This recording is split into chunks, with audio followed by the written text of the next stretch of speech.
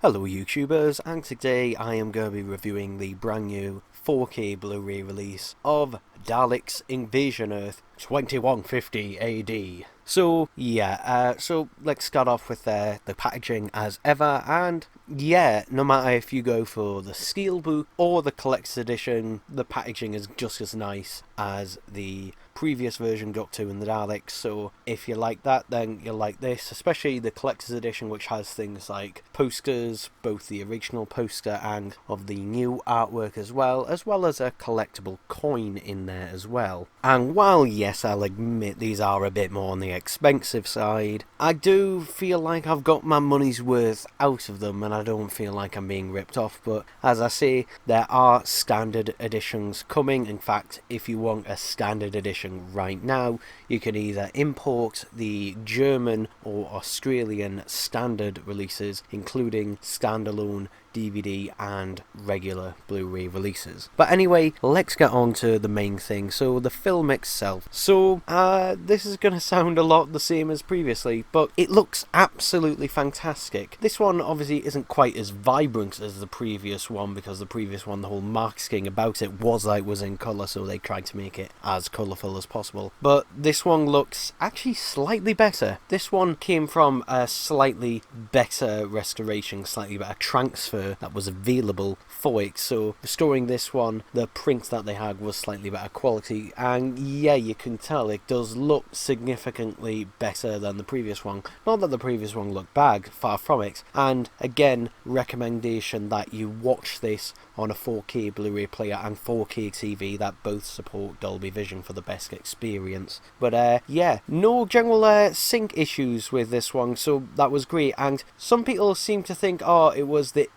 because I didn't realise that the films were ADR. No, it wasn't that. It was the fact that the 4K Blu-ray seemed to have a more out of sync with its ADR than the regular Blu-ray did, which was really odd. Whereas with this, it doesn't seem to be the case, at least off the bat. But yeah, it does look fantastic. Now, in terms of the audio, again, Marquez did the restoration to this, and yeah, it sounds really good. But again, I still don't know why there wasn't a new surround sound mix done for this film, particularly this one, because there's a lot more surround sound stuff that could be done with it. I don't know why it wasn't. It could be a budgetary issue. It most likely will be a budgetary issue.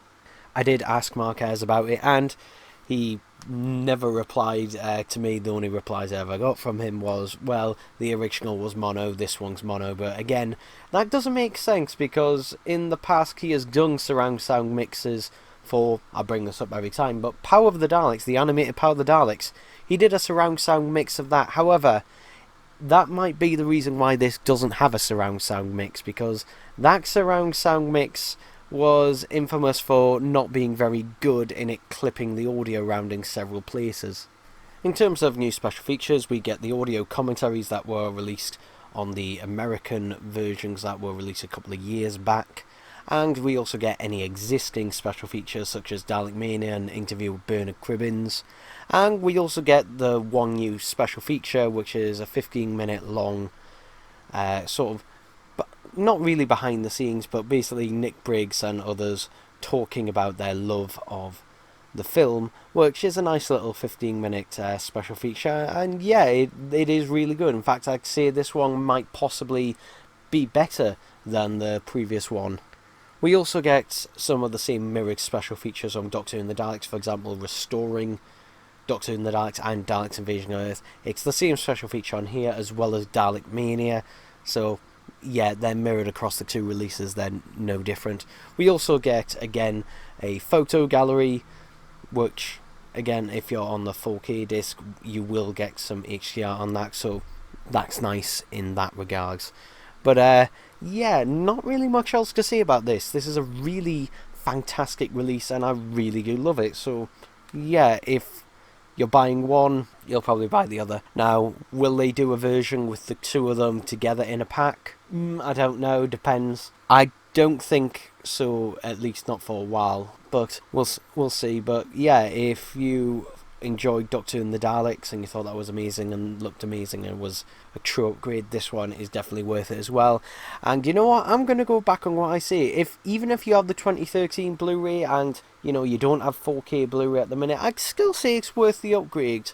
That new special feature and the actual picture quality is a massive upgrade. Even if it is the Blu-ray, it does look absolutely fantastic. So yeah, a high recommendation to anyone. And obviously, if you do buy this release and don't have a 4K Blu-ray player, well, it's future-proofing you there. But yeah, there we go. These are obviously the definitive versions of both films, and I highly recommend them. So yeah, thanks for watching.